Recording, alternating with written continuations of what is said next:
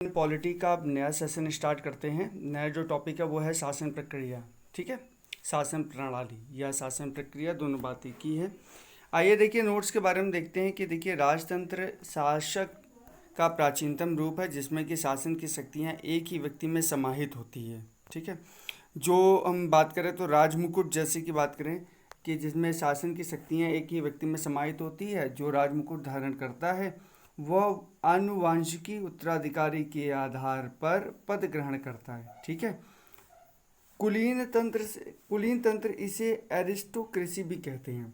यह शासन का वह रूप है जिसमें आप देखेंगे कि जिसमें राजनीतिक सत्ता थोड़े से लोगों में निहित होती है तथा वहीं इसका प्रयोग करते हैं। तानाशाही इसे अधिनायक तंत्र या डिक्टेटरशिप भी कहा जाता है, क्योंकि एक व्यक्ति का ही एक तरीके से पूरे अधिकार होता है। ठीक है, डिक्टेटरशिप में यही होता है। यह एक ऐसे शासन का रूप है जिसमें एक ही व्यक्ति का निरंकुश शासन होता है, जो बल प्रयोग के माध्यम से अपने पद पर आसीन होता है तथा किसी के भी प्रति उत्तरदायी नहीं होता है। प्रजातंत्र वर्तमान समय के शासन का सबसे अधिक लोकप्रिय रूप प्रजातंत्र है। ठीक है, ध्यान देने वाली बात यह है कि प्रजातंत्र वह विद्यमान होता है जहां जनता में सत्ता निहित होती है, अर्थात जनता को संप्रभुता प्राप्त होती है। प्रजातांत्रिक या लोकतांत्रिक शासन प्रणाली के कई रूप हैं, जिसमें कि प्रमुख है संघात्मक शासन और एकात्मक शासन। इन शासन प्रणाली को व्यवहारतः संसदीय शासन व्यवहार तथा अध्यक्षीय शासन व्यवहार के रूप में भी जाना जाता है। राज्य के महत्वपूर्ण जो तत्व हैं उसमें देखेंगे, सबसे पहले आपको संप्रभुता दिखेगी, जनसंख्या दिखेगी और भूभाग तथा सरकार या सत्ता दिखेगी। किसी भी राज्य का अनिवार्य जो तत्व है वो संप्रभुता है। आपसे क्वेश्चन पूछेगा किसी भी राज्य का अनिवार्य तत्व क्या है, तो वो क्या है, संप्रभुता होती है। इसके बिना कोई भी राज्य की श्रेणी में आता ही नहीं है। वर्ष 1947 के पहले एक राज्य के रूप में हमारा देश भारत संप्रभु नहीं था, क्योंकि उस समय भारत की जनता का शासन नहीं हुआ करता था, बल्कि किसका शासन था, ब्रिटिश क्राउन का शासन हुआ करता था। भारतीय संविधान के अनुसार देश में संसदीय शासन प्रणाली को अपनाया गया, जिसमें जो जनता द्वारा चुने हुए प्रतिनिधि ही शासन व्यवस्था का संचालन करते थे। संसदीय शासन प्रणाली को मंत्रिमंडल शासन प्रणाली भी बोलते हैं, ये बात ध्यान रखने वाली बात है।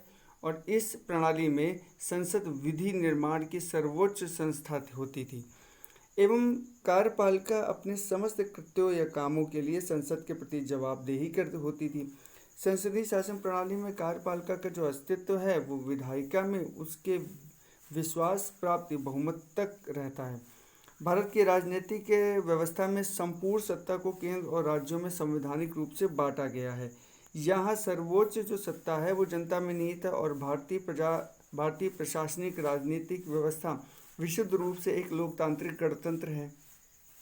अध्यक्षता शासन प्रणाली, जिसे हम राष्ट्रपति शासन प्रणाली के नाम से भी जानते हैं, में समस्त कार्यपालिका शक्ति जो है वो वास्तविक रूप से राष्ट्रपति में निहित है। अध्यक्षात्मक शासन प्रणाली का जो सर्वोच्च उदाहरण है वो कहाँ पर मिलता है, आपको अमेरिका के अंदर देखने को मिलेगा। इसकी राजनीतिक प्रशासनिक व्यवस्था है। अध्यक्षात्मक शासन प्रणाली में राष्ट्रपति विधायिका को भंग नहीं कर सकता है।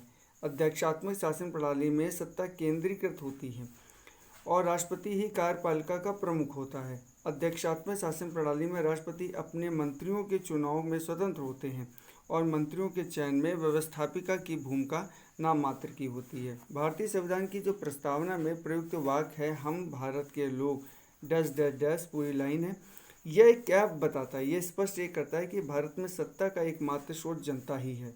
जनता से सत्ता बनती है, जो प्रतिनिधियों का निर्वाचन सत्ता संचालन हेतु करती है।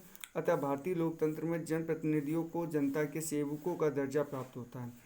भारतीय संविधान में संघ एवं राज्यों की शक्तियों को संविधान में स्पष्टता विभाजित किया गया है, इसलिए भारतीय संविधान को प्रासंगिक भी कहा गया है। ब्रिटिश संसद को संसदों की जननी कहा गया है और ब्रिटेन में परंपराओं के अनुरूप आवश्यक कानून बनाते हुए प्रशासनिक व्यवस्था का संचालन किया जाता है। क्योंकि ब्रिटेन में लिखित संविधान का अस्तित्व तो है नहीं, तो भारतीय संविधान में एकात्मक शासन के प्रमुख लक्षणों में राज्यपाल का पद होता है, ठीक है, जैसे अखिल भारतीय सेवाओं का सृजन होता है, एकल नागरिकता का प्रावधान है, आपातकालीन प्रावधान दिए गए हैं, राज्यसभा में असमान प्रतिनिधित्व शामिल किया जाएगा। भारत एक गणतंत्र है, इसका यह आशय है कि भारतीय राजनीतिक प्रशासनिक व्यवस्था के सर्वोच्च पद राष्ट्रपति पर निर्वाचित व्यक्ति आसीन होते हैं। देखिए, जो भारतीय संविधान में संघात्मक एवं एकात्मक दोनों व्यवस्थाओं के तत्व पाए जाते हैं। पहला है, परंतु भारतीय संविधान मूलतः जो है वो संघात्मक है। अब एक बहुत बड़े विद्वान है जिनका नाम है केसी व्हीलर ने कहा है कि भारत को अर्ध संघात्मक राज्य कहा गया है। जी ऑस्टिन ने कहा है कि भारत एक संघवाद को सहकारी संघवाद कहलाता है।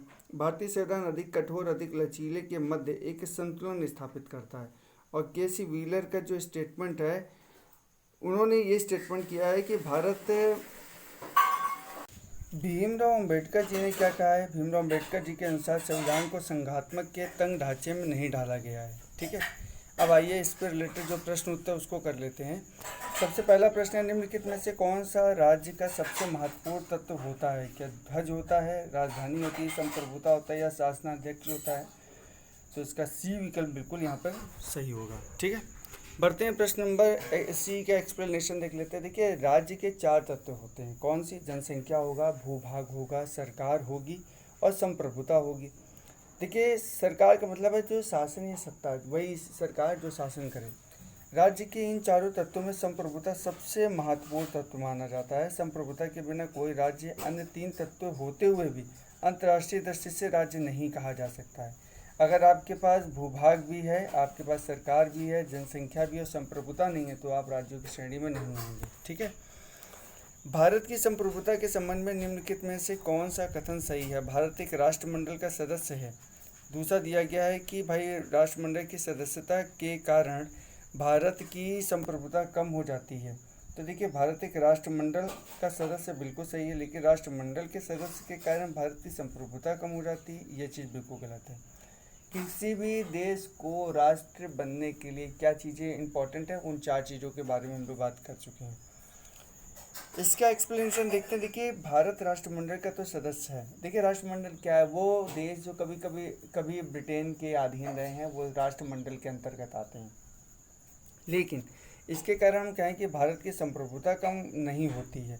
राष्ट्रमंडल वास्तविक में कोई वैधानिक संगठन तो है नहीं, बल्कि इसके सदस्यों में पारस्परिक सहयोग और सद्भाव पर आधारित संगठन है। राष्ट्रमंडल के सभी सदस्य राष्ट्र स्वतंत्र और समान हैं तथा ब्रिटिश सम्राट के प्रति निष्ठा जैसी कई शर्तें या आवश्यकता नहीं है, ठीक है। भारतीय संविधान में किस प्रकार की शासन प्रणाली की व्यवस्था की गई है, वो है आपकी संसदीय शासन प्रणाली के बारे में किया गया है, ठीक है। शासन प्रणाली की जो सामान्य 2 पद्धतियाँ होती है, एक है संसदात्मक और एक अध्यक्षात्मक। भारत में ग्रेट ब्रिटेन का अनुसरण करते हुए संसदात्मक शासन प्रणाली को अपनाया गया है। संसदात्मक शासन प्रणाली की व्यवस्था के सदस्य ही कार्यपालिका का गठन करते हैं तथा कार्यपालिका व्यवस्थापिका के प्रति उत्तरदायी होती है। संसदात्मक शासन प्रणाली में कार्यपालिका विधायिका द्वारा नियंत्रित की जाती है। अब प्रश्न नंबर बढ़ते हैं हम लोग 4 की तरफ। 4 नंबर का प्रश्न कह रहा है कि भाई संसदात्मक शासन व्यवस्था में क्या होता है। पहला है, संसदात्मक शासन व्यवस्था में न्यायपालिका का कार्यपालिका पर नियंत्रण होता है, कार्यपालिका का न्यायपालिका पर नियंत्रण होता है, कार्यपालिका का विधायिका पर नियंत्रण होता है या कार्यपालिका का कार्यपालिका पर नियंत्रण होता है। तो देखिए, इसका सही विकल्प क्या है, डी इसका राइट आंसर है कि विधायिका का कार्यपालिका पर नियंत्रण होता है। देखिए, अभी क्वेश्चन आता है। क्वेश्चन ये कह रहा है कि भाई संसदीय जो व्यवस्था है वाली सरकार वह होती है जिसमें कि संसद के सभी राजनीतिक दलों या सरकार में प्रतिनिधि होते हैं, ठीक है। सरकार जो है वो संसद के प्रति उत्तरदायी होती है और उसके द्वारा हटाई जा सकती है। तीसरे में कहा गया है कि भाई सरकार जो है वो लोगों के द्वारा निर्वाचित होती है और उसके द्वारा हटाई जा सकती है, या सरकार संसद के द्वारा चुनी जाती है किंतु निर्धारित समय अवधि के पूर्ण होने के पूर्व हटाई नहीं जा सकती है। तो सही विकल्प इसका क्या है, बी इसका बिल्कुल सही विकल्प है, ठीक है।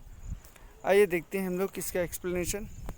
इसमें कहा क्या गया है। देखिए, इसमें ये कहा गया है इसमें ये बोला गया है कि देखिए संसदीय व्यवस्था वाली जो सरकार वह होती है जिसमें कि सरकार संसद के प्रति उत्तरदायी होती है और उसके द्वारा हटाई जा सकती है। भारतीय संविधान ने संसदीय शासन व्यवस्था की स्थापना की।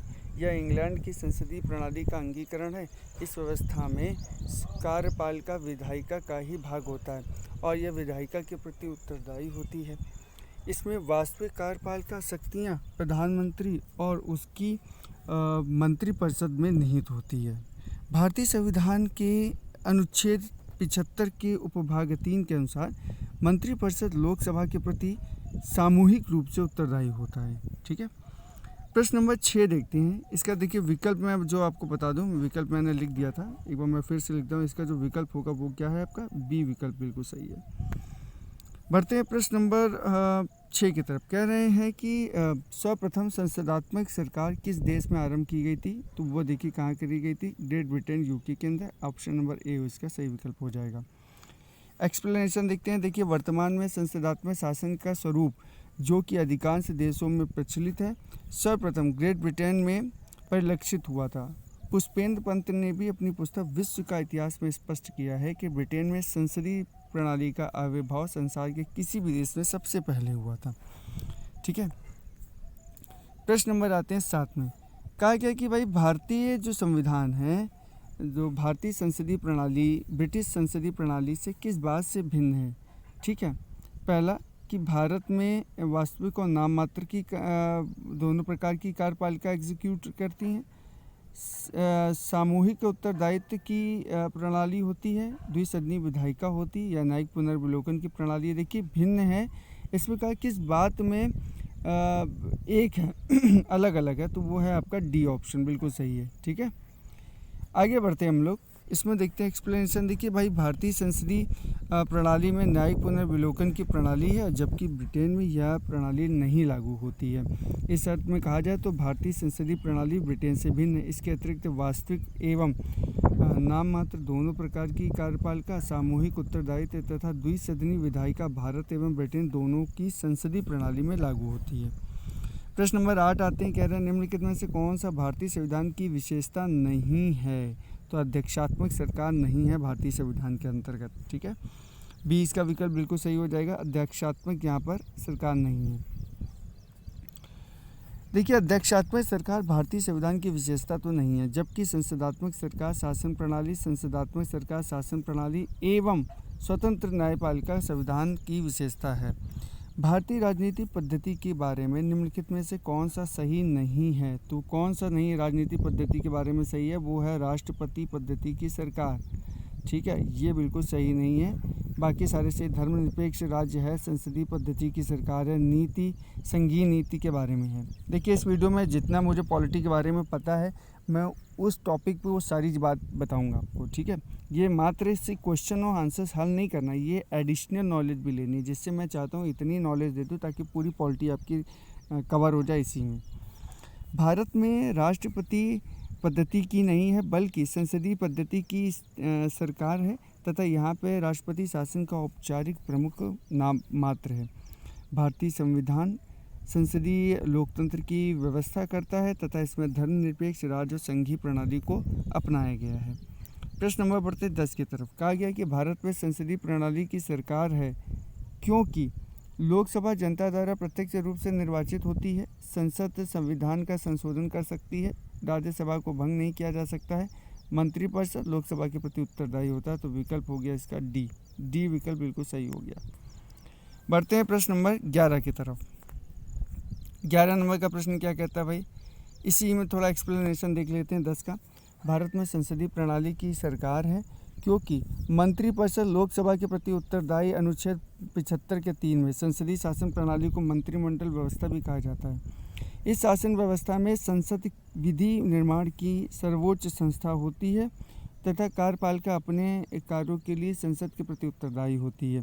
कार्यपालिका के सदस्य संसद के सदस्य होते हैं और कार्यपालिका तभी तक सत्तारूढ़ या कार्यरत रहती है जब तक उसे संसद या विश्वास प्राप्त रहता है। संसदीय प्रश्न नंबर 11 पे आते हैं। प्रश्न नंबर 11 में है कि संसदीय स्वरूप के शासन का प्रमुख लाभ है कि कार्यपालिका और विधानमंडल दोनों स्वतंत्र रूप से कार्य करते हैं।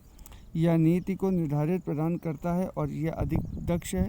कार्यपालिका विधानमंडल के प्रति उत्तरदायी बना रहता है। देखिए, विधानमंडल का मतलब है राज्य के अंदर जैसे विधान परिषद और विधानसभा होती है ना, तो उनको जो उनके पूरे सम्मिश्रण को बोलते हैं विधानमंडल। तो कार्यपालिका आपकी क्या हो गई, आपकी वही विधानमंडल ही हो गई, ठीक है।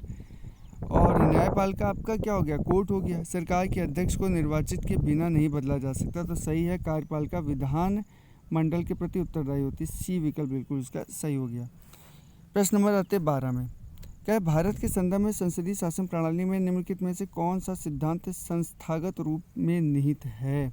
पहला है मंत्रिमंडल के सदस्य संसद के सदस्य होते हैं, ठीक है। दूसरा है कि जब तक मंत्रियों को संसद का विश्वास प्राप्त हो रहता है तब तक ही वो अपने पद पर बने रहेंगे। और तीसरा, राज्य का अध्यक्ष ही मंत्रिमंडल का अध्यक्ष होता है। देखिए, ये जो पॉइंट है ये तो और मंत्रिमंडल के सदस्य संसद के सदस्य होते हैं, बिल्कुल सही है। जब तक कि मंत्रियों को संसद का विश्वास प्राप्त रहेगा तभी तक वो मंत्री रह पाएंगे, ठीक है, ये भी बात बिल्कुल सही है। तो ऑप्शन यहाँ पर आपका ए और बी हो जाएगा। देखते हैं इसमें ये आखिर में किस आर्टिकल में बोला गया। अनुच्छेद 75 के 5 में उल्लेखित है कि मंत्री बिना संसद सदस्य बने 6 माह से अधिक अपने पद पर नहीं रहेगा। अर्थात मंत्रिमंडल के सदस्य संसद के सदस्य होते हैं। मंत्रिमंडल सामूहिक रूप से लोकसभा के प्रति उत्तरदायी होते हैं। अनुच्छेद 75 के 3 में कहा गया है, तो इसलिए कथन आपका दूसरा सही है, क्योंकि लोकसभा संसद का भाग है। भारत में राष्ट्र का अध्यक्ष राष्ट्रपति होता है, जबकि मंत्रिमंडल की अध्यक्षता कौन करता है, प्रधानमंत्री करता है। प्रश्न नंबर आते हैं 13 के ऊपर। सरकार की संसदीय जो व्यवस्था के विषय में निम्नलिखित में से कौन सा वक्तव्य सही है। विधायिका न्यायपालिका के प्रति जवाबदेही होती है। विधायिका कार्यपालिका के प्रति जवाबदेही होती है। विधायिका एवं कार्यपालिका दोनों स्वतंत्र होते हैं। राष्ट्रपति न्यायपालिका के प्रति जवाबदेही होती है। उपयुक्त में से कोई नहीं, उपयुक्त में से एक से अधिक। देखिए, इसका जो सही विकल्प है ये उपयुक्त में से कोई नहीं, उपयुक्त में से एक से अधिक हो सकता है। अब देखिए कौन कौन सा है। शासन प्रणाली की समानता 2 पद्धतियाँ होती हैं, एक है संसदीय, दूसरा है अध्यक्षीय। भारत में ग्रेट ब्रिटेन का अनुसरण करते हुए हम लोगों ने संसदीय शासन प्रणाली को अपना लिया है। संसदीय जो शासन व्यवस्था में व्यवस्थापिका या विधायिका के सदस्य ही कार्यपालिका का गठन करते हैं तथा कार्यपालिका व्यवस्थापिका के प्रति उत्तरदायी होती है। संसदात्मक शासन प्रणाली में कार्यपालिका विधायिका द्वारा नियंत्रित होती है तथा न्यायपालिका कार्यपालिका और विधायिका के कार्यों की न्यायिक समीक्षा कर सकती है। राष्ट्रपति न्यायपालिका के प्रति जवाबदेह नहीं होता है। विकल्प ई इसका सही है, ठीक है।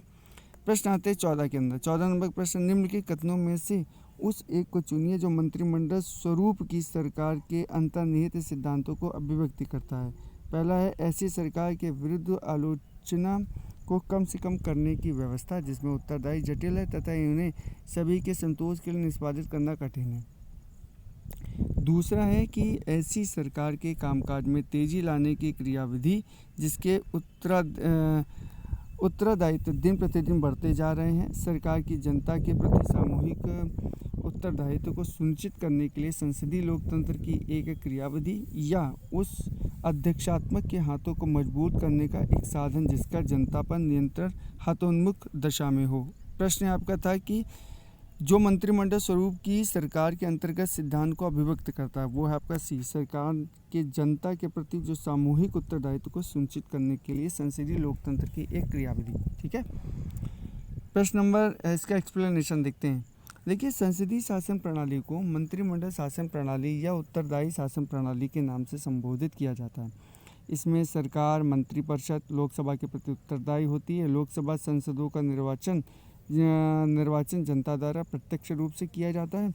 अतः सरकार के जनता के प्रति सामूहिक उत्तरदायित्व को सुनिश्चित करना ही मंत्रिमंडल स्वरूप की सरकार या संसदीय सरकार के अंतर्निहित सिद्धांत है। देखिए, इसमें 15 नंबर का प्रश्न है कि राष्ट्रपति पद्धति में समस्त कार्यपालिका की जो शक्तियां हैं वो किस में निहित होती है। वो होती है आपकी व्यवस्थापिका पे। ध्यान रखिएगा, राष्ट्रपति पद्धति में समस्त जो कार्यपालिका की जो शक्ति है वो माफ़ कीजिएगा, ये राष्ट्रपति में निहित होती है। ये इसका विकल्प बिल्कुल सही है, ठीक है। इसके बारे में थोड़ा एक्सप्लेनेशन देख लेते हैं। देखिए, इसके बारे में है कि भाई राष्ट्रपति शासन पद्धति में समस्त कार्यपालिका जो शक्ति है वो राष्ट्रपति में होती है तथा इसका जो प्रयोग है वह विधायिका से पृथक और स्वतंत्र रूप से स्वयं या उसके द्वारा चयनित मंत्रियों के माध्यम से करता है। प्रश्न नंबर आते हैं 16 की तरफ। 16 नंबर का प्रश्न कहता है कि भाई भारत में राजनीति व्यवस्था के मूलभूत लक्षण हैं। राजनीति व्यवस्था के पहला है, यह एक लोकतांत्रिक गणतंत्र है। इसमें संसदात्मक रूप की सरकारें हैं। सर्वोच्च सत्ता जो है वो भारत की जनता में निहित है। यह एक एकीकृत शक्ति का प्रावधान करती है। ठीक है, तो देखिए इसमें जो सही विकल्प हो जाएगा आपका 1, 2, सभी चारों सही हो जाएंगे। यह एक लोकतांत्रिक गणतंत्र है। इसमें संसदात्मक रूप की सत्ता होती है। सर्वोच्च सत्ता जो है वो भारत की जनता में निहित है। यह एक एकीकृत शक्ति का प्रावधान करती है। प्रश्न नंबर आते हैं, इसका एक्सप्लेनेशन देखते हैं। देखिए, लोकतांत्रिक गणतंत्र संसदात्मक सरकार एवं सर्वोच्च सत्ता का जनता में निहित होना है। भारत की राजनीति व्यवस्था के मूलभूत लक्षण है। तथापि यह एक एकीकृत शक्ति है जिसको बोलते हैं यूनिफाइड अथॉरिटी का प्रावधान नहीं है, बल्कि सत्ता को केंद्र और राज्यों में विभाजित किया गया है। प्रश्न नंबर 17 आते हैं, निम्नलिखित कथनों पर विचार करना है। क्या है? भारत एक लोकतांत्रिक राज्य व्यवस्था है।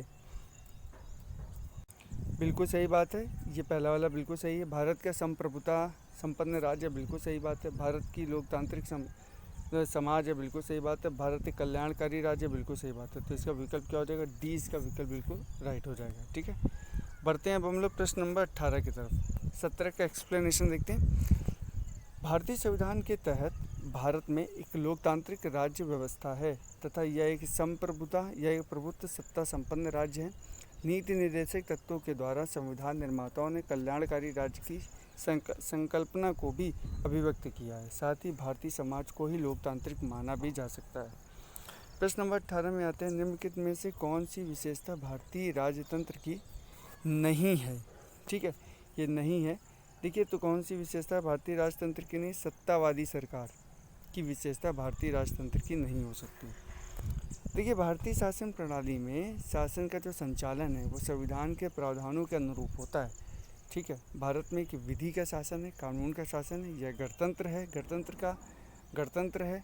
ठीक है, ना कि राजतंत्र है। प्रत्येक 5 वर्षों के उपरांत जनता अपने प्रतिनिधियों को निर्वाचित कर संविधान संगत लोकतांत्रिक सरकार का गठन करती है और यहाँ सत्तावादी सरकार नहीं है। यहाँ पर एक के बाद एक चयन नहीं चलती। यहाँ पर जिसको चुना गया वो 5 वर्षों के बाद वापस से फिर से चुनाव लड़ेगा, फिर आएगा। ठीक है, प्रश्न नंबर आते हैं हम लोग 19 की तरफ। केंद्र सरकार और राज्य सरकार को प्राधिकार प्राप्त होता है, किसके अंतर्गत प्राप्त होता है? वो भारतीय संविधान से। ठीक है, तो इसका ए विकल्प जो है वो बिल्कुल सही हो जाएगा। ठीक है, केंद्र सरकार और राज्य सरकार के प्राधिकार का स्रोत जो है वो भारत का संविधान है। ठीक है, संघीय शासन प्रणाली के अनुरूप केंद्र और राज्यों के मध्य विधायी, प्रशासनिक और आर्थिक शक्ति का विभाजन भारतीय संविधान में किया गया है। 20 के अंतर्गत देखेंगे कि निम्न के कथनों पर विचार कीजिए और नीचे दिए गए कूट में सही उत्तर को चुनना है। अभिव्यक्ति, भारत का एक लोकतांत्रिक देश है। ठीक, भारत का एक अपना संविधान है, दोनों चीज़ें हैं। तो यहाँ पे कौन सा सही होगा इसको देखना है। तो यहाँ पर देखिए यहाँ पर दिख रहा है कि लोकतांत्रिक है, बिल्कुल सही है। इसका अपना एक संविधान है, ये भी सही है। लेकिन RA का सही स्पष्टीकरण नहीं करता है, तो इसमें क्या हो जाएगा? नहीं करता। बी वाला इसका विकल्प बिल्कुल सही हो जाएगा यहाँ पर। ठीक है ना, देखते हैं एक्सप्लेनेशन देखते हैं। देखिए, भारत एक लोकतांत्रिक देश है। इसका जो प्रमाण है वो संविधान की उद्देशिका के प्रारंभिक शब्दों हम भारत के लोग भारत को संपूर्ण प्रभुत्व संपन्न समाजवादी पंथ निरपेक्ष लोकतंत्रात्मक गणराज्य बनाने के लिए डैश डैश डैश आगे भी बहुत सारी चीज़ें होती से प्रदर्शित होता है। लोकतंत्र शासन का वह रूप होता है जिसमें सभी महत्वपूर्ण निर्णय जनता द्वारा चुने गए प्रतिनिधियों द्वारा संयुक्त रूप से किए जाते हैं। भारत में शासन के लोकतांत्रिक रूप को अपनाया गया है। भारत का अपना लिखित संविधान है जो विश्व का सबसे बड़ा लिखित संविधान है। अतः अभिलेख अभी हम लोगों ने बताया था, कथन ये भी सही है, आर भी सही, RA का सही स्पष्टीकरण नहीं करता है। प्रश्न नंबर आते 21 में, निम्नलिखित में से कौन सा सुशासन की विशेषता नहीं है?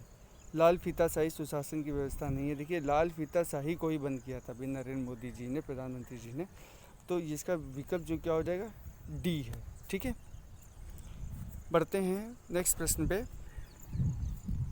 नेक्स्ट प्रश्न क्या कहता है? लाल फीताशाही, इसका एक्सप्लेनेशन देख लेते हैं।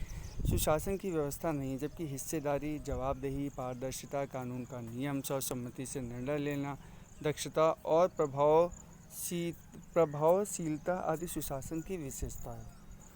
कल्याणकारी राज्य जिसको बोलते हैं वेलफेयर स्टेट। वेलफेयर स्टेट का उद्देश्य क्या है? वेलफेयर स्टेट का उद्देश्य यही है कि देखिए कमज़ोर वर्गों के कल्याण का प्रबंध करना।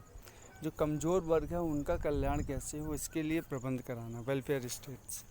देखिए कल्याणकारी जो राज्य है वो नागरिकों के, विशेष रूप से कमज़ोर वर्गों के नागरिकों के सामाजिक आर्थिक विकास के लिए सतत प्रयत्नशील रहता है।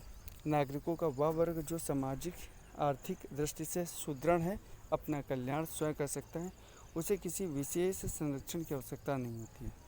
यही कारण है कि भारत में मलाईदार परत को अर्थात पिछड़े में अंगड़ों को लोक नियोजन में आरक्षण प्रदान नहीं किया गया है। हाल ही में शुरू हुई प्रधानमंत्री किसान समृद्धि योजना भी सभी किसानों के लिए नहीं बल्कि सिर्फ छोटे किसानों के लिए है। संघ सरकार और राज्य सरकार द्वारा चलाई जा रही अन्य विभिन्न योजनाओं में लक्षित नागरिक समूहों की जो पहचान से भी यह स्पष्ट किया जाता है कि कल्याणकारी राज्य की अवधारणा के केंद्र में वंचित वर्ग ही है। 23 नंबर का प्रश्न बोलता है राज्य हर जगह है, यह अंतराल शायद ही कोई छोड़ता है। यह व्यवस्था किस धारणा की व्यवस्था करती है? ये करती है कल्याणकारी राज्य के बारे में। ठीक है, ये कल्याणकारी राज्य की व्यवस्था करती है। देखिए राज्य हर जगह है, यह अंतराल भारत ही कोई छोड़ता है, शायद ही अंतराल शायद ही कोई छोड़ता होगा। यह वक्तव्य जो है वो कल्याणकारी राज्य की अवधारणा की व्यवस्था करता है। कल्याणकारी राज्य की जो सरकार है वो समग्र विकास और प्रगति की व्यापक और अधिक धनात्मक आवश्यकताओं से संदर्भित होकर कार्य करती है। ठीक है, और यह मात्र शांति बनाए रखना, विवादों का समाधान और आवश्यक सेवाओं को उपलब्ध कराने तक उसकी कार्यक्षमता नहीं होती है। प्रश्न नंबर 24 है निम्नलिखित में से कौन सा एक भारतीय संविधान का दर्शन नहीं है? तो साम्य दर्शन नहीं है। ये साम्यवादी जो राज्य था वो इसका दर्शन नहीं है। ठीक है, देखिए भारतीय संविधान में कल्याणकारी राज्य हो और समाजवादी राज्य हो, राजनीतिक समानता हो, न्याय हो, पंथ निरपेक्षता हो, लोकतंत्रात्मक राज्य हो आदि दर्शनों को आत्मसात किया गया है, किंतु समाजवादी राज्य के दर्शन का उल्लेख जो है वो संविधान में नहीं किया गया है। समाजवादी राज्य एवं राजनीतिक समानता न्याय का उल्लेख हमें उद्देशिका में मिलता है। कल्याणकारी राज्य का जो दर्शन है वो संविधान के भाग 4 में राज्य के नीति निर्देशक तत्वों के अंतर्गत सन्निहित है। निम्न के कथनों में से कौन सा सही है इसको बताना है। देखिए इसमें सीधा लिखा हुआ कौन सा सही है, भारत का संसदीय प्रजातंत्र है, ये बिल्कुल सही यहाँ पर पॉइंट है।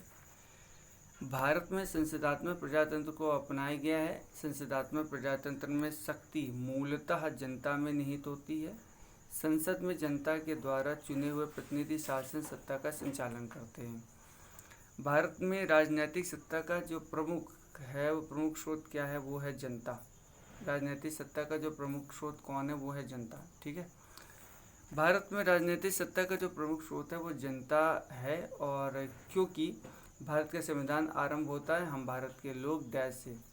साथ ही भारत एक लोकतंत्रात्मक राज्य है, अर्थात भारत में राज्य सत्ता जनता में निहित होती है। जनता को अपने प्रतिनिधि निर्वाचित करने का अधिकार है, जो जनता के स्वामी न होकर सेवक हैं। प्रश्न नंबर आता है 27। देखिए अभी हम लोगों ने क्वेश्चन पढ़ा, निम्नलिखित में से कौन सा अध्यक्षात्मक शासन प्रणाली का आधारभूत तत्व है? वो है क्या आपकी एकल कार्यपालिका। ठीक है, तो इसका बी विकल्प बिल्कुल सही हो जाएगा। अध्यक्षात्मक शासन प्रणाली का आधारभूत तत्व है और एकल कार्यपालिका इसमें सत्ता केंद्रित होती है। ठीक है, थोड़ा सा इसके बारे में एक्सप्लेनेशन तो नहीं है। आइए 28 नंबर के प्रश्न में आते हैं। निम्नलिखित में से कौन सा सही अध्यक्षात्मक शासन प्रणाली की विशेषता है, ये आपको बतानी है। पहला है कार्यकारिणी का जो प्रमुख राष्ट्रपति होता है। राष्ट्रपति अपने मंत्री पद का चयन स्वयं करता है। राष्ट्रपति व्यवस्थापिका को भंग नहीं कर सकता है। ऊपर वर्णित सभी तथ्य सही है, तो सही विकल्प क्या हो गया आपका, पहला भी सही, दूसरा भी सही। देखिए सही विकल्प क्या हो गया आपका, पहला भी सही, आपका दूसरा भी सही, तीसरा भी सही और चौथा भी सही। तो डी विकल्प उपरोक्त में सभी सही हुए। देखिए अध्यक्षात्मक शासन प्रणाली की जो विशेषता है कि कार्यकारिणी का जो प्रमुख है राष्ट्रपति होता है। राष्ट्रपति अपने मंत्री पद का चयन स्वयं अपने विवेक से करता है। ठीक है, तथा राष्ट्रपति व्यवस्थापिका संसद को भंग नहीं कर सकता है।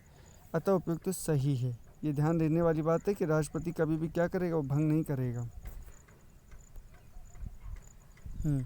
बढ़ते हैं प्रश्न नंबर 29 की तरफ। अध्यक्षात्मक, जिसको बोलते हैं प्रेसिडेंटियल शासन का जो उदय है वो सर्वप्रथम किन देश में हुआ है, वो है तुम्हारा अमेरिका में।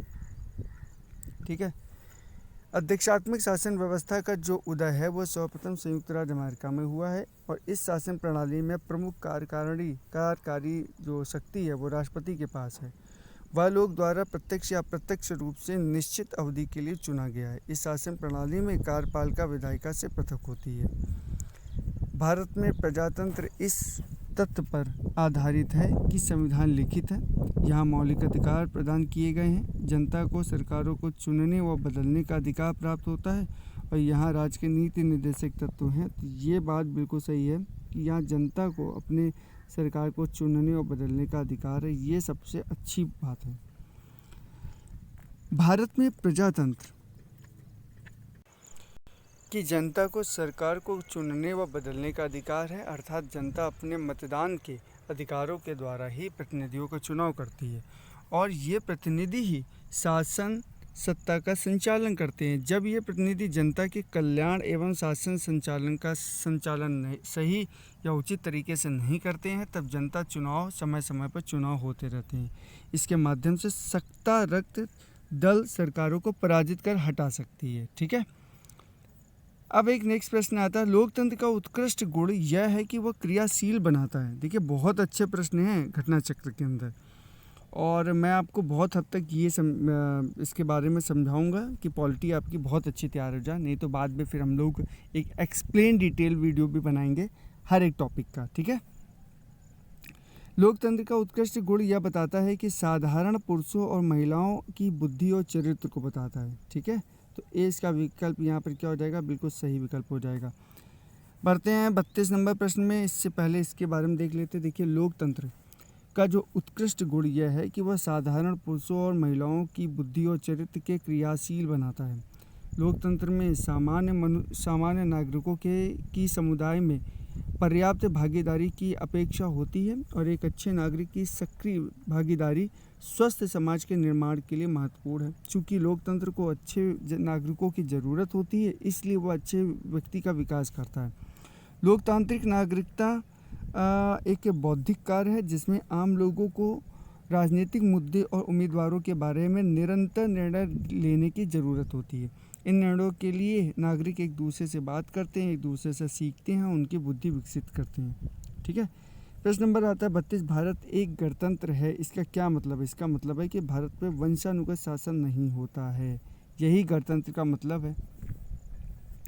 देखिए, गणतंत्र का मतलब ही यही है कि राष्ट्र का जो प्रधान है वो निर्वाचित प्रत्यक्ष अथवा अप्रत्यक्ष होता है, वो वंशानुगत नहीं होता है। भारत में राष्ट्र का जो प्रधान है वो अर्थात राष्ट्रपति निर्वाचित होता है और इस प्रकार भारत एक क्या है, गणतंत्र है। ठीक है, प्रश्न नंबर आते हैं 33 में। भारत एक गणतंत्र है, इसमें अंतर्निहित क्या है कि राज्य का अध्यक्ष होता है वो निर्वाचित होता है, यह इसका सही विकल्प हो गया। इसका एक्सप्लेनेशन देख लेते हैं, हालांकि अभी कर चुके हैं। 34 नंबर का प्रश्न है, निम्नलिखित में से किसने विनिर्धारित होता है कि भारत का संविधान परिसंघीय है? ठीक है, तो पहला संविधान लिखित तो अनम्य है, न्यायपालिका स्वतंत्र है। इसके बाद में देखेंगे कि अवशिष्ट शक्तियों का केंद्र में निहित होना है, केंद्र और राज्यों के बीच शक्ति का वितरण, यही विकल्प बिल्कुल सही, केंद्र और राज्यों के बीच शक्ति का बंटवारा। ठीक है, कोई भी राज्य संघात्मक है अथवा एकात्मक, यह संविधान द्वारा संघ और राज्यों के मध्य शक्तियों के विभाजन के आधार पर जाना जाता है। यदि संघ एवं राज्यों के मध्य शक्तियों का विभाजन है तो उस राज्य को संघीय राज्य कहा जाता है और भारत का संविधान परिसंघीय है क्योंकि केंद्र और राज्यों के बीच में शक्तियों का वितरण किया गया है। भारतीय संविधान कैसा है? भारतीय संविधान अंशतः थोड़ा सा कठोर है और थोड़ा सा लचीला है, तो यही इसका विकल्प हो गया। भारतीय संविधान को कठोर और नम्य का मिश्रण माना जाता है, अतः यह अंशतः कठोर है, अंशतः लचीला है और संविधान इसमें कतिपय उपबंधों को संसद द्वारा साधारण बहुमत में ही संशोधित किया जा सकता है, जबकि कुछ उपबंधों के संशोधन के लिए आर्टिकल 368 के अधीन 2/3 बहुमत की आवश्यकता होती है। साथ ही कुछ विशिष्ट उपबंधों के संशोधन के लिए संसद के विशेष बहुमत के अतिरिक्त आधे से अन्यून राज्यों के अनुसमर्थन भी आवश्यक होते हैं।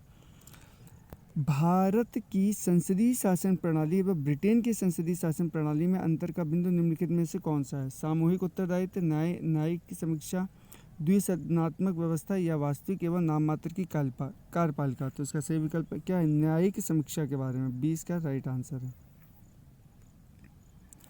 ब्रिटिश संसद लिखित संविधान के अभाव में संप्रभु निकाय है, क्योंकि भारतीय संसद की शक्तियां एवं न्याय कार्य प्रणाली संविधान की सीमाओं के अधीन, जिसकी न्यायिक समीक्षा की जा सकती है।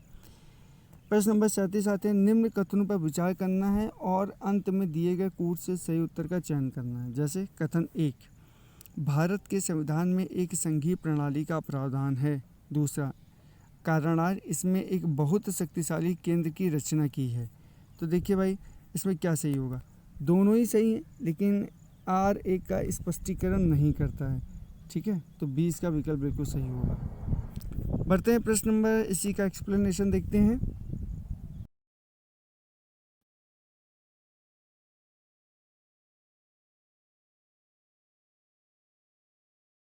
प्रश्न नंबर 38 पर देखेंगे कि इसमें बताना है आपको कि भारत में संघवादिता व्यावहारिक है, नहीं है। कारण आर है, भारत एक संघीय राज्य नहीं है। तो और कूट के बारे में देखिए, तो इसका सही विकल्प क्या हो जाएगा? ए सही हो जाएगा, आर गलत हो जाएगा, विकल्प हो जाएगा इसका सही सी बिल्कुल राइट हो जाएगा। ठीक है, बढ़ते हैं जरा 39 नंबर प्रश्न पे। 39 नंबर का प्रश्न कहता है, निम्नलिखित में से कौन सा एक भारत के संविधान का संघीय लक्षण नहीं है? वो है आपका एकहरी नागरिकता, जो है उसका संघीय लक्षण नहीं है। ठीक है,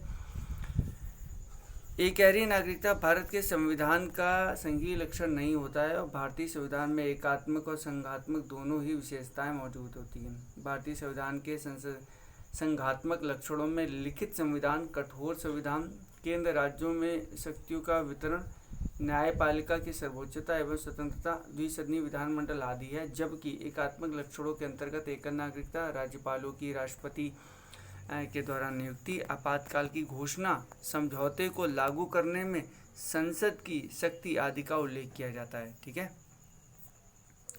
जरा इसके बारे में देखते हैं। नेक्स्ट क्वेश्चन 40 नंबर का क्वेश्चन बहुत ही अच्छा क्वेश्चन है। भारतीय संघीय व्यवस्था में कौन से एकात्मक तत्व पाए जाते हैं? अब आपको बताना है। लिखित संविधान पाया जाता है, कठोर संविधान पाया जाता है, संविधान की सर्वोच्चता, राज्यपाल की नियुक्ति, शक्तियों का विकेंद्रीकरण, राज्य विधेयकों पर राष्ट्रपति की स्वीकृति, संविधान संकट एवं एक सर्वोच्च न्यायालय। ऑप्शन आपके ये सारे दिए गए हैं। ठीक है, अब देखते हैं हम लोग कौन कौन सा है। देखिए, यहाँ पर सबसे पहले राज्यपाल की नियुक्ति, संघीय में एकात्मक तत्व पाए जाते हैं। राज्यपाल की जो नियुक्ति है वो तो बिल्कुल होती है। राज्य विधेयकों पर राष्ट्रपति की स्वीकृति ये भी होती है। ठीक है, आगे बढ़ें तो आप देखेंगे कि आपको संवैधानिक संकट के बारे में भी देखने को यहाँ पे मिल ही जाएगा। ठीक है ना, तो ये जो पॉइंट्स है, ये डी विकल्प बिल्कुल सही हो जाएगा इसका। इसमें उन्होंने क्या कहा, क्वेश्चन पढ़ लीजिएगा, तत्व पाए जाते हैं, तो ये बिल्कुल सही है, डी विकल्प इसको देखिए बिल्कुल सही हो गया। दिए गए तत्वों में से क्रम संख्या जो 6 है, 4 है, 6 है और आपका 7 है, इस पर संबंधित या उल्लेखित भारतीय परिसंघीय व्यवस्था के एकात्मक तत्व हैं। और क्रम जो संख्या आपको दिख रहा है 1 2 3 पर उल्लेखित सभी तत्व परिसंघीय व्यवस्था या फेडरल सिस्टम के अनिवार्य क्रम है। ठीक है ना, क्रम संख्या जो 5 में जो चीज़ दिखी वो तत्व को हम शक्तियों में के विभाजन के पर्यायवाची के रूप में तो ले, वह तत्व परिसंघीय व्यवस्था का कारण अर्थात सर्वाधिक आधारभूत तत्व है। परिसंघीय व्यवस्था के अन्य सभी तत्व ऐसे तत्व से निकले हैं जहां राज्य व्यवस्था आधारित रूप से परिसंघीय है, परंतु वह संघ सरकार की तरफ झुकी हुई है। राज्यपालों की नियुक्ति एवं अन्य कतिपय उपबंध, राज्यों में संवैधानिक तंत्र की विफलता। ठीक है, संबंधित उपबंध है अनुच्छेद 356 एवं 357 में मध्य समवर्ती सूची और उसमें प्रगणित विषयों पर संघ की अध्यारोपित विधायी शक्तियां हैं। अनुच्छेद 254 में राज्य के नाम है, उनका राज्य क्षेत्र, बदलने की संसद की शक्ति हैं। अनुच्छेद 3 और 4 के अंतर्गत भी राज्य की कमजोर वित्तीय शक्ति संविधान संशोधन में राज्यों की अपेक्षाकृत निर्माण भूमिका 368 में है। अखिल भारतीय सेवा संबंधी संवैधानिक व अन्य विधिक उपबंध राज्यसभा में राज्यों का असमान प्रतिनिधित्व और संबंधी राज्य का हित सुनिश्चित करने में राज्यसभा की कमजोर भूमिका जैसी संवैधानिक लक्षण हमारी राज्य व्यवस्था के एकात्मक तत्व हैं और जिसके कारण हमारा जो संविधान है वो पूर्ववर्ती परिसंघीय संविधानों से सुभिन्न हो जाता है। 41 नंबर पे देखेंगे आगे कि इसमें बोला गया है कि निम्नलिखित में से कौन सा जो भारतीय संघ है वो व्यवस्था में एकात्मक तत्व है। ठीक है, भारतीय संघ जो व्यवस्था में एकात्मक संघ है।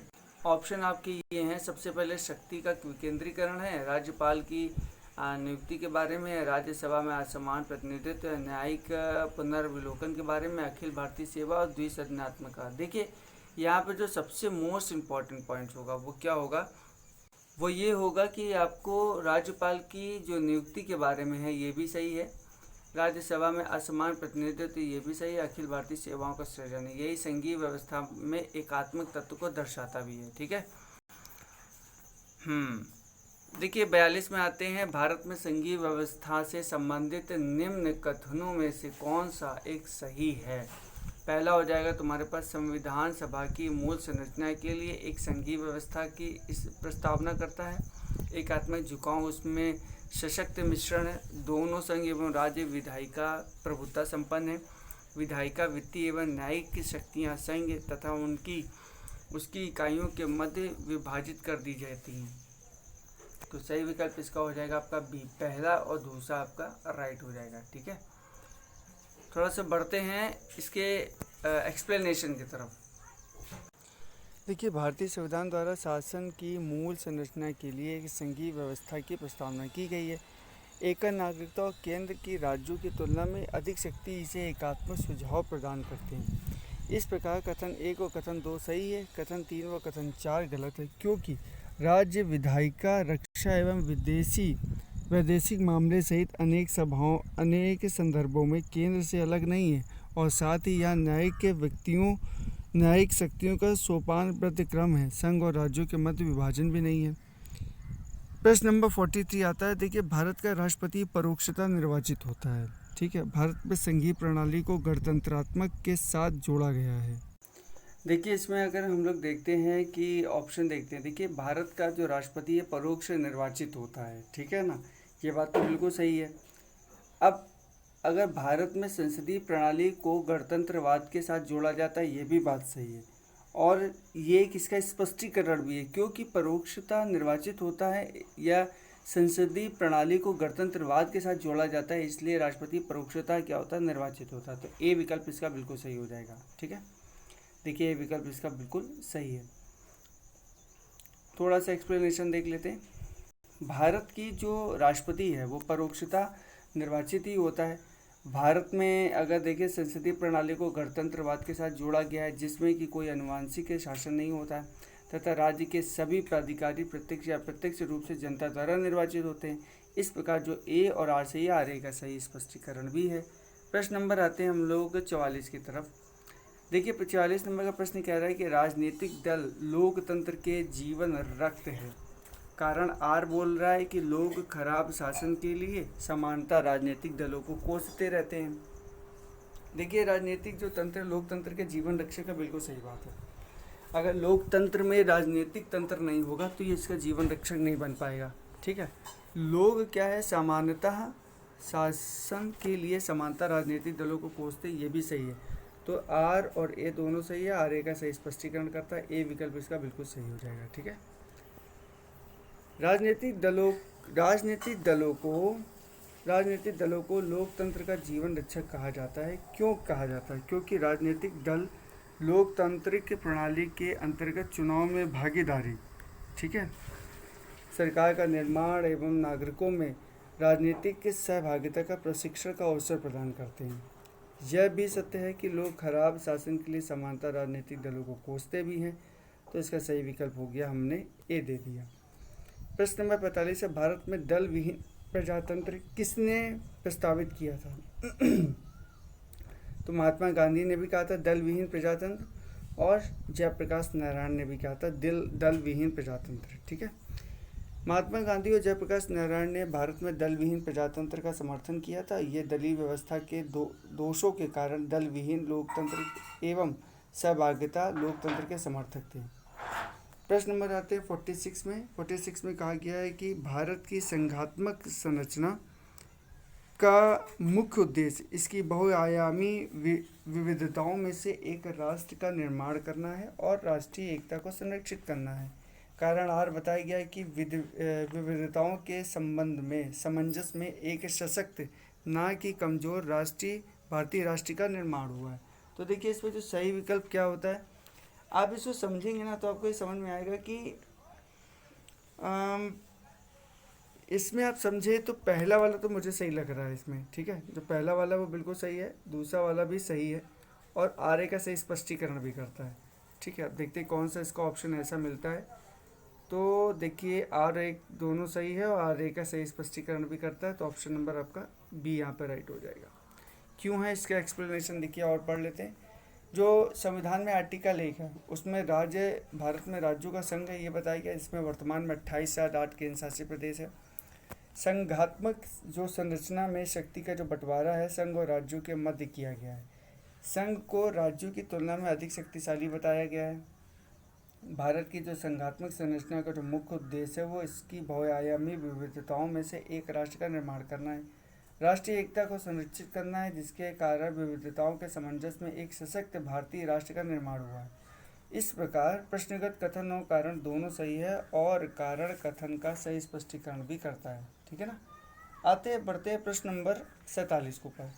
47 नंबर का क्वेश्चन। 47 नंबर का क्वेश्चन क्या कहता है भाई, कहता है कि भाई निम्नलिखित आपको दिया गया, निम्नलिखित दो कथन दिए गए, इसमें से एक कथन को ए और दूसरा कथन आर है। ठीक है, कारण है कथन है इस पर कि भारतीय राजनीतिक व्यवस्था की प्रकृति में निरंतरता एवं परिवर्तन के तत्व मूर्त रूप से पाए जाते हैं। दूसरा दिया गया कि भारतीय राजनीतिक व्यवस्था में निम्न राजनीतिक कार्य शैलियाँ जैसे कि आधुनिक शैली, परंपरागत शैली और संत शैली के तत्व समाहित हैं। ठीक है, देखिए इसमें आप देखेंगे तो ये भी बात बिल्कुल सही है और ये भी बात बिल्कुल सही है कि भाई भारतीय राजनीतिक व्यवस्था में निम्न राजनीतिक कार्यशैली समाहित, तो आर ए दोनों सही है और आर ए का सही स्पष्टीकरण भी करता है। देखते क्या है, तो यहाँ पे आपको ए विकल्प जो है वो बिल्कुल सही दिखेगा। अब देखते हैं इसका विकल्प कौन सा सही है। ए विकल्प ही इसका बिल्कुल सही है। देखिए अगर आप देखें तो भारतीय राजनीतिक व्यवस्था की प्रकृति में मौर्यकालीन से लेकर आधुनिक युग तक अपने विशिष्ट तत्वमूर्ति रूप में आज ही विद्यमान है। यद्यपि विभिन्न युगों एवं काल में निरंतर परिवर्तनशील भारतीय राजनीतिक व्यवस्था में आधुनिक शैली, परंपरागत शैली, संत शैली के तत्व समाहित है। स्पष्ट है कि कथन और कारण दोनों सत्य तथा कारण कथन की पुष्टि करता है। अब बढ़ते हैं प्रश्न नंबर हम लोग 47 की तरफ। 47 नंबर का प्रश्न कहता है कि महिलाएं, दलित, निर्धन और अल्पसंख्यक समूह का जो भारत में लोकतंत्र के सबसे बड़े दावेदार हैं। दूसरा है भारत में लोकतंत्र अधिक आत्मसम्मान की कामना का वाहक बनकर उभरा है। ठीक है, बिल्कुल सच बात है कि जो हमारा पॉलिटी है वो महिला, दलित और निर्धन एवं अल्पसंख्यक समूह भारत में लोकतंत्र के सबसे बड़े दावेदार है, ये बात बिल्कुल सही है। और दूसरे में भारत में लोकतंत्र अधिक आत्मसम्मान को की कामना करने का वाहक है, तो ये भी बिल्कुल सही। तो ए इसका बिल्कुल सही आंसर हो जाएगा। ठीक है, इसका एक्सप्लेनेशन देखते हैं। महिलाएं जो हैं वो दलित, निधन एवं अल्पसंख्यक समूह भारत में लोकतंत्र के सबसे बड़े दावेदार हैं, क्योंकि लोकतंत्र इनके व्यक्तिगत अधिकारों की रक्षा तथा इनके आत्मसम्मान तथा गरिमा को बढ़ाता है। तो बस इसी वजह से इसका ए विकल्प जो बिल्कुल है क्या है, सही हो जाता है। प्रश्न नंबर आते हैं 49 पे। भारतीय संविधान के वृहद होने के क्या कारण है, मतलब बड़े होने के क्या कारण है। ठीक है, देखिए बड़े होने का क्या कारण है, इसमें अनेक संविधान की अनुभव समाविष्टि है, इस पर विस्तृत प्रशासकीय प्रावधान है, या एक बड़े देश के शासन से संबंधित है, या संघ और राज्य सरकारों का संविधान है। देखिए बड़े होने का कोई एक ही कारण नहीं है। ठीक है, और जो यहाँ पर दिया गया है वो विकल्प ज़्यादा सफिशिएंट नहीं बैठता है।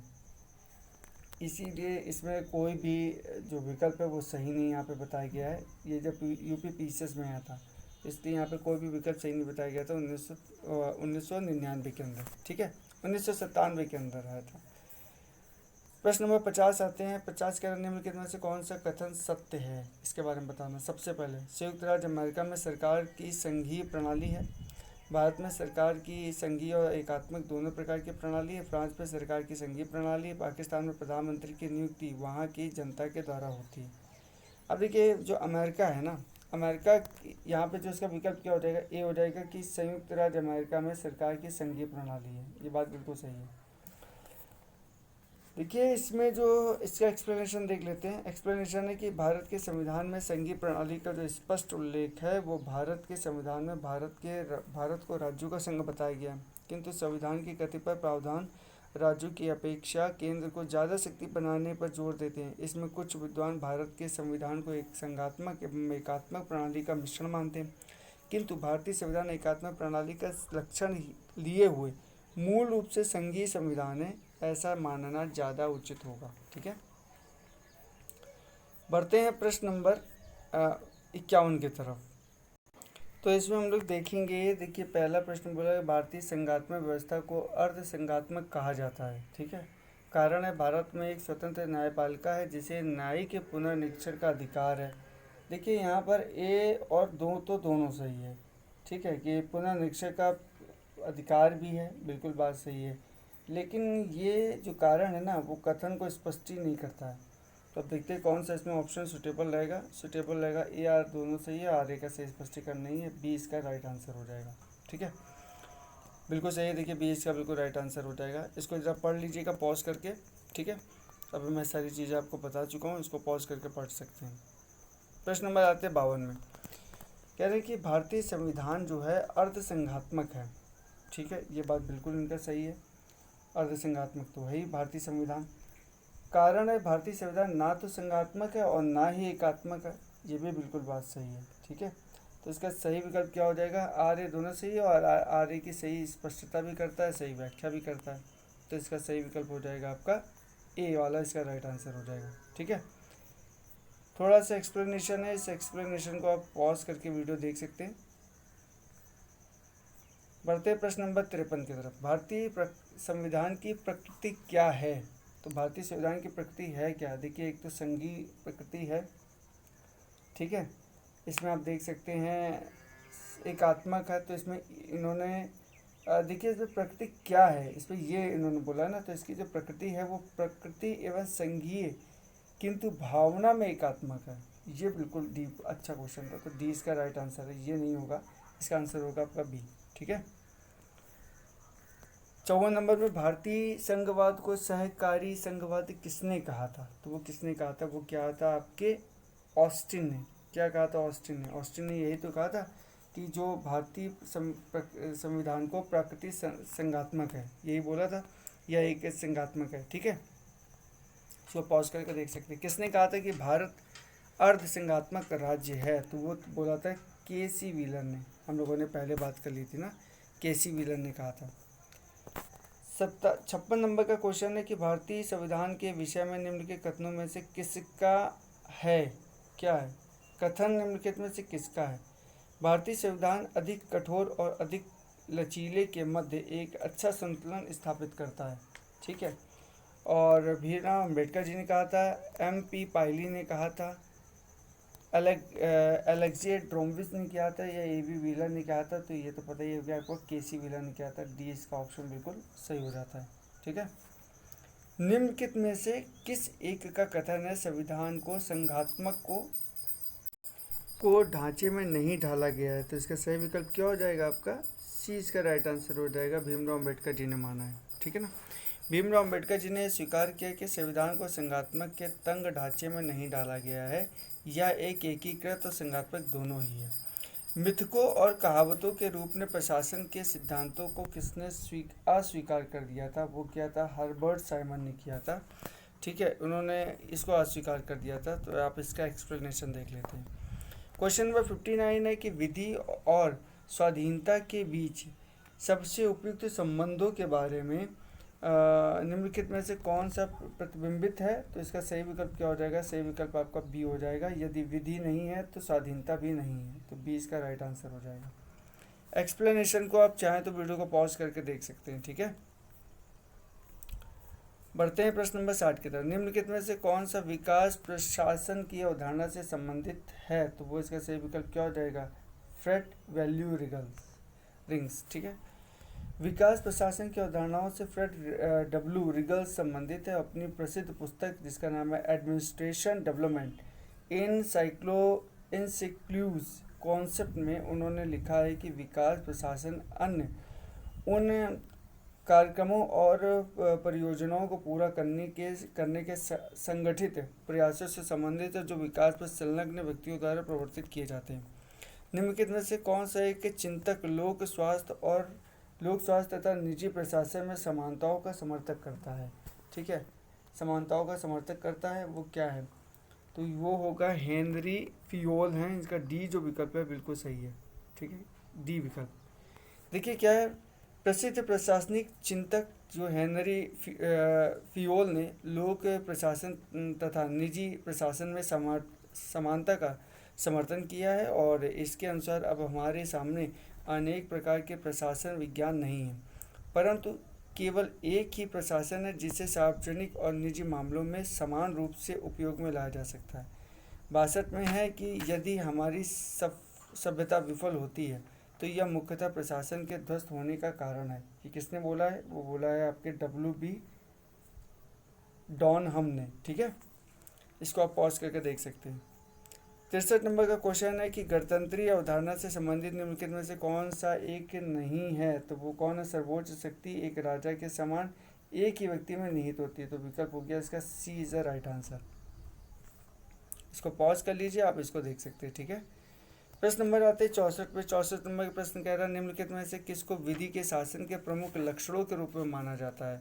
तो किसको माना जाता है? एक को पहले को माना जाता है, दूसरे को माना जाता है और चौथे को माना जाता है। ऑप्शन नंबर आपका सी सही है। इसको वीडियो को पॉज करके आप इसको पढ़ सकते हैं और इसके आंसर दे सकते हैं। अब ये है आपका पूरा एक्सप्लेनेशन। इस एक्सप्लेनेशन को पॉज कर लीजिए और आप इसको आराम से देख लीजिए क्योंकि मैं इसके बारे में बता चुका हूँ आपको।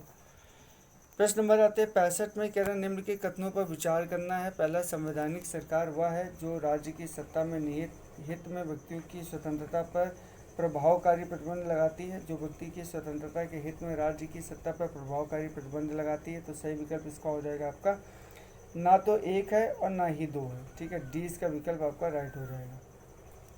अब इसका आप एक्सप्लेनेशन देख लीजिए। इसको वीडियो को पॉज कर लीजिए, पॉज करके आप पूरे एक्सप्लेनेशन को आराम से कर सकते हैं, ठीक है। 66 नंबर का आता है परिभाषा से संवैधानिक सरकार का अर्थ क्या होता है? वो है तुम्हारा आपका सीमित सरकार है। तो इसका सही विकल्प हो गया डी, सीमित सरकार है। इस वीडियो को आप पॉज करिए और आप इसका एक्सप्लेनेशन देख लीजिए, ठीक है। बढ़ते हैं प्रश्न नंबर 67 की तरफ। राज्य व्यवस्था के संदर्भ में निम्नलिखित में से किस एक को आप स्वतंत्रता की सर्वाधिक उपयुक्त व्याख्या के रूप में स्वीकार करेंगे? तो वो है स्वयं को पूर्णतः विकसित करने का अवसर, ठीक है। स्वयं को पूर्णतः विकसित करने का अवसर, इसके बारे में ये एक्सप्लेनेशन है। देखिए इस क्वेश्चन से रिगार्डिंग, तो आप इसको पॉज करके पूरा एक्सप्लेनेशन को अच्छे से पढ़ सकते हैं। प्रश्न नंबर आते हैं 68 में। समाज में समानता के होने पर एक निहितार्थ यह है कि इसमें क्या होगा? विशेषाधिकारों का अभाव होगा। तो सही विकल्प इसका क्या हो जाएगा? आपका ए इसका राइट आंसर हो जाएगा, ठीक है। देखिए इसमें लिखा है कि समानता का एक सामान्य अर्थ यह है कि रंग, नस्ल, भेद, धर्म, जाति, लिंग आदि के आधार पर किसी व्यक्ति के साथ भेदभाव नहीं किया जा सकता और किसी व्यक्ति को विशेषाधिकार नहीं दिया जा सकता है। समाज में समानता के होने का एक निहितार्थ यह है कि इसमें विशेषाधिकारों का अभाव है। आते 69 पे। भारत एवं अमेरिका की राजनीतिक व्यवस्थाओं के बीच में निम्नलिखित संबंध बताया गया है। कौन से संबंध समान है? अवशिष्ट शक्तियाँ केंद्र के पास निहित है, ये बात बिल्कुल सही है। अवशिष्ट शक्तियाँ राज्यों के पास निहित है, ये गलत है। राष्ट्रपति के पास वीटो पावर है। वीटो की जो शक्ति है ना, वो कहा गया है भारत और अमेरिका की राजनीतिक व्यवस्थाओं के बीच निम्नलिखित में से कौन सी विशेषता समान है? समान तो नहीं है, वहाँ पे वीटो पावर नहीं है, तो इसका विकल्प क्या हो जाएगा? ए हो जाएगा। इसका आप एक्सप्लेनेशन ये है, आप इसको वीडियो को पॉज करके पूरा देख सकते हैं। ठीक है, क्वेश्चन नंबर आते हैं हम लोग 70 के ऊपर। दूसरे प्रशासनिक आयोगों के कौन से प्रतिवेदन ने भारत में सुशासन की बाधाओं की पहचान की है? तो इसमें क्या हो गया, सही विकल्प इसका हो जाएगा आपका बी। इसका जो विकल्प बी है आपको बताया मैंने सही हो जाएगा। ये इसका एक्सप्लेनेशन है, आप इस एक्सप्लेनेशन को वीडियो पॉज करके देख सकते हैं। ठीक है, आते हैं हम लोग को, अब ये भी इसका एक्सप्लेनेशन है। देखिए 71 नंबर का है कि भारतीय संघवाद में विविधताओं में एकता को प्रोन्नति करने हेतु निम्नलिखित में से किस संस्थाओं को आवश्यक माना जाता है? तो वो सही है आपका उपरोक्त में से सही अंतर्राष्ट्रीय परिषद एवं राष्ट्रीय विकास में भी, वित्त आयोग एवं क्षेत्रीय विकास में भी, एकल न्यायिक व्यवस्था और अखिल भारतीय सेवाओं में भी। तो उपरोक्त क्या है, इसका डी विकल्प बिल्कुल सही है। ठीक है, ये इसका बिल्कुल सही है, इसको आप पॉज करके पढ़ सकते हैं। प्रश्न नंबर 72, निम्नलिखित में से किस दशक में भारत की संसदात्मक व्यवस्था केंद्रीयता से संघवाद की ओर खिसकती है? तो इसमें क्या है, 1980 के दशक में। ठीक है, देखिए इसका एक्सप्लेनेशन देख लेते हैं कि यद्यपि 1960 से 70 के दशक में ही देश में विभिन्न राज्यों में विपक्ष का उभार होने लगा था और कुछ राज्य कांग्रेस के हाथ से निकल गए थे, परंतु वास्तव में भारत में संसदात्मक व्यवस्था केंद्रीयता से संघवाद की ओर 1980 के दशक में 1971 से 80 में खिसकी, जबकि बहुत से राज्यों में कांग्रेस पार्टी का बहुमत नहीं रहा। तो ये था आज का फुल वीडियो, और जो नेक्स्ट वीडियो हम लोगों का रहेगा वो राष्ट्रीय प्रतीक के बारे में रहेगा। तब तक आप आज के लिए यही वीडियो रखते हैं, इसको कंप्लीट कर लीजिएगा। Thanks a lot, keep watching, God bless you all.